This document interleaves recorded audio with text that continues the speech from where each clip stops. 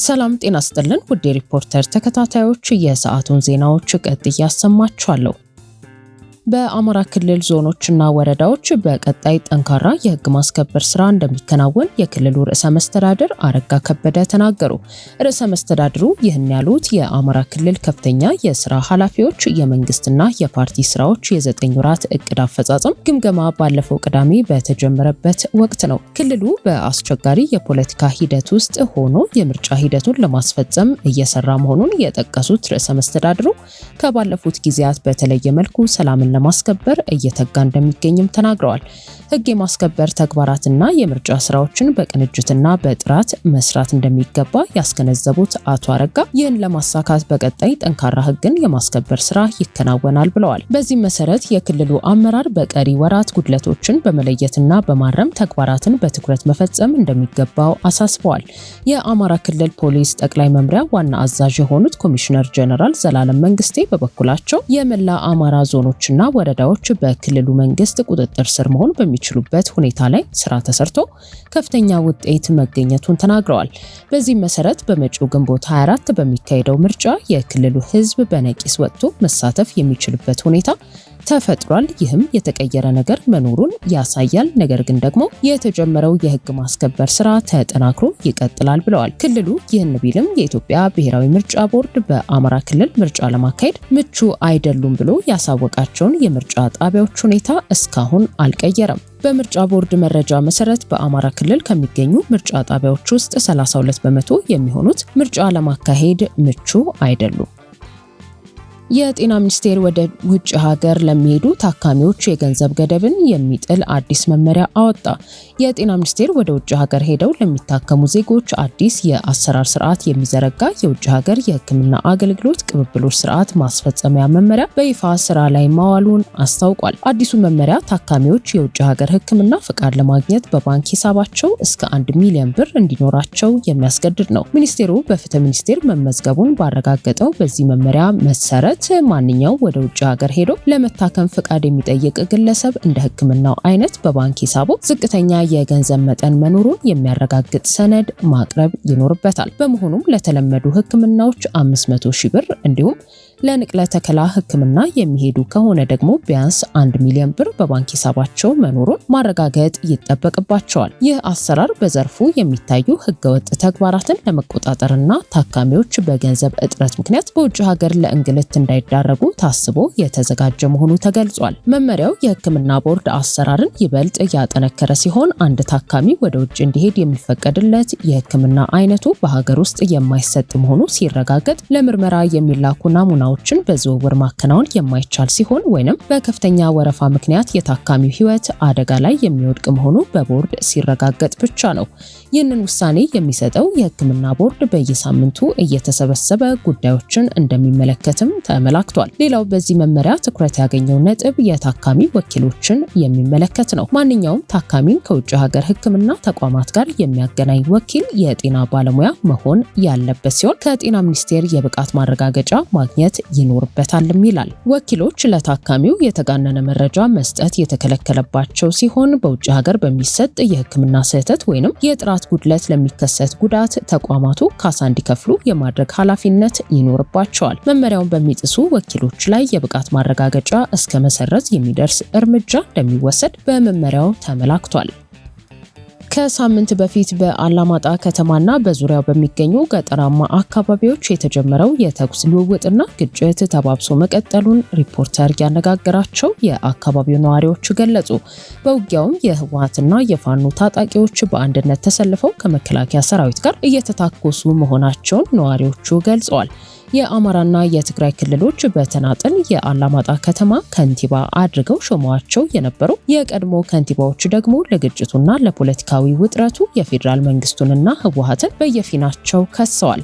ከሳምንት በፊት በአላማጣ ከተማ ዙሪያ በሚገኙ ገጠራማ አካባቢዎች የተከፈተው የተኩስ ልውውጥ ሞቅ በረድ እያለ እስከ ዛሬ መቀጠሉን የአካባቢው ምንጮች ለሪፖርተር ገልጸዋል። በአካባቢው የተከፈተው የተኩስ ልውውጥ ልክ እንደ ከዚህ ቀደሙ የፋኖ ኃይሎችና ህወሓት በአንድ በኩል እንዲሁም የፌዴራል መንግስቱ ኃይል ደግሞ በሌላ በኩል በመሆን እየተደረገ ያለ ስለመሆኑም ተናግረዋል። ምንጮቹ እንደሚሉት የፕሪቶሪያው ስምምነትን ህወሓት ማፍረሱ በተደጋጋሚ በአላማጣ ከተማ ይወራል። በሌላ በኩል ደግሞ ህወሓት የጊዜያዊ አስተዳደሩን በትረ ስልጣንና የፌዴራል መንግስቱን ውሳኔ በመቃወም በአላማጣ ከተማ ተከታታይ ስብሰባ እያከናወነ ነው የሚገኘው። በከተማው የታጠቀ ኃይል ይንቀሳቀሳል። ሁኔታው ከመቼውም ጊዜ በባሰ ለጦርነት ገፊ ምክንያቶችን እያስመለከተ ነው በማለትም በከተማዋ ያለውን ሁኔታ አስረድተዋል።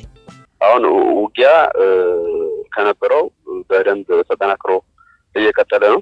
በየቀኑ የውጊያ ድምጽ ነው የምንሰማው። አላማጣ ዙሪያ ያለው ነው።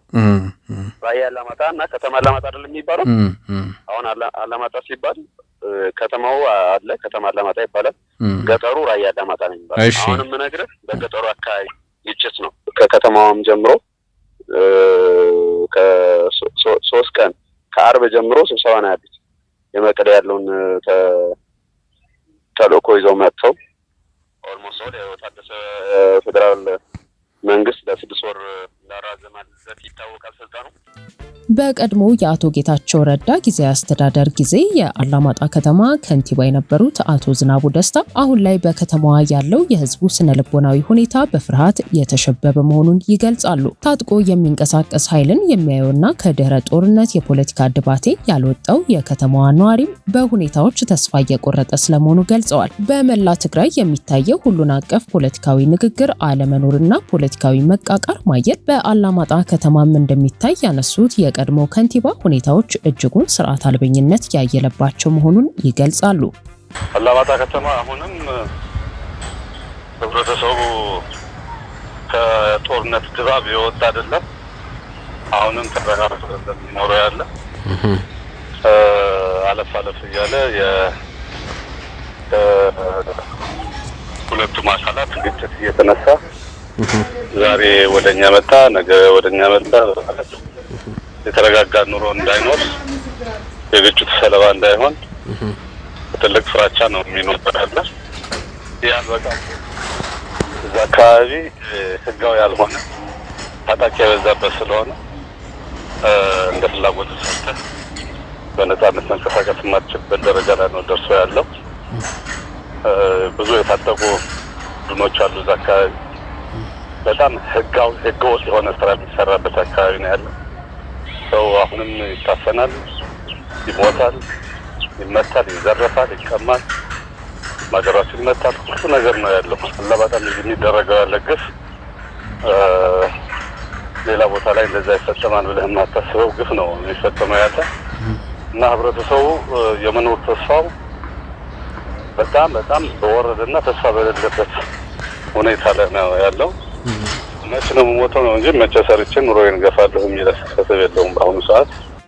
ከተማው በአማራ ክልል ስር በነበረበት ጊዜ ከንቲባ የነበሩት አቶ ኃይሉ አበራ ተመሳሳይ ሐሳብ የሰነዘሩ ሲሆን ከአላማጣ ከተማ ወጣ ብለው በሚገኙ አካባቢዎች ግጭት እንደነበር ሰምቻለሁ፣ ሁኔታውን ግን በዝርዝር ለመግለጽ ያዳግተኛል ሲሉ ተናግረዋል። ህዝቡ ግን አስቸጋሪ ፖለቲካዊ ሁኔታዎችን እያለፈ ስለመሆኑም ተናግረዋል። በተለይም ከ2013 በፊት የነበረውን የክልሉ ምክር ቤት ወደ ነበረበት እመልሳለሁ የሚለው እንቅስቃሴ ሁኔታዎች ፖለቲካዊ መስመራቸውን እንዲስቱ አድርጓቸዋል የሚል አቋም አለኝ ነው ያሉት። በሚያስገርም ሁኔታም በከተማዋ በማንኛውም ሰዓት ሁኔታዎች ወደ አላስፈላጊ አቅጣጫ ሊያመሩ የሚችሉበት ሁኔታ እንዳለም ተናግረዋል። አካባቢው ግጭት ነበር። ውጥረቱና ጫናው ሰው ፍርሃት ውስጥ እንዲገባ አድርጎታል። ብዙ ሰውም አካባቢውን እየለቀቀ እየወጣ ነው። ምክንያቱም ከዛሬ ነገ አካባቢው የጦርነት ቀጠና ይሆናል የሚል ስጋት። በእርግጥ ግጭቱ አላማጣ አካባቢ አልነበረም። ኮንቴስትድ ኤሪያ ከሚባሉ ቦታዎች ላይ ግጭት አልነበረም። ከዛ ውጭ ባሉ ቦታዎች ላይ ነው ግጭት የነበረው። ኦልሬዲ እሱን ሪጀክት አድርገውታል። ያው የፕሪቶሪያውን ስምምነትም ኦፊሻሊ ጥሰውታል። አንቀበልም ብለዋል። ጊዜያዊ አስተዳደሩን አንቀበልም ብለው የራሳቸውን የ2012 አስተዳደር እንመልሳለን፣ ምክር ቤት እንመልሳለን ሲሉ በግልጽ በአደባባይ የፕሪቶሪያውን ስምምነት እንዳፈረሱ ነው። ከዛ በኋላ ምን ይቀጥላል የሚለውን ነገር ወደፊት የምናየው ነው። ከተማውም ብቻም ሳይሆን ዙሪያውም ከፍተኛ የታጠቀ ኃይል አለ። እንቅስቃሴዎችም አሉ። እንግዲህ መቼና በምን ሰዓት እንደሚጀምር ነው ሰው የማያውቀው። ሁልጊዜ እንደሰጋ ነው። ያው ትግራይ ውስጥ ያለውን ውጥረትም እየሰማው ሊሆን ይችላል። እዛ የሚፈጠረው ማህበረሰቡ ላይ ነው እሳቱ የሚነደው እና አካባቢው በጣም ስጋት ውስጥ ብዙ ሰው በቃ እየለቀቀ እየወጣ ነው ያለው። በዛ ማለት በዚህ ግን ያው የራያ ህዝብ በብዙ ነገር እየተጎዳ ነው ያለው። የማንነትና የይገባኛል ጥያቄ የሚነሳባቸው እንደ ወልቃይትና ራያ አላማጣ ያሉ አካባቢዎች ዛሬም ነዋሪዎች በጦርነት ድባብ ውስጥ ይገኛሉ። ይህ ነው የተባለ ህገ መንግስታዊም ሆነ ፖለቲካዊ መፍትሄን እስካሁን ያላገኙት አካባቢዎችም ለዳግም ግጭትም ተጋላጭ የመሆናቸው እድል ከፍተኛ ስለመሆኑ በተደጋጋሚ እየተገለጸ ይገኛል። ውድ ሪፖርተር ተከታታዮች የሰዓቱ ዜናዎቻችን እነዚህ ነበሩ። ስላደመጣችሁን ከልብ እናመሰግናለን።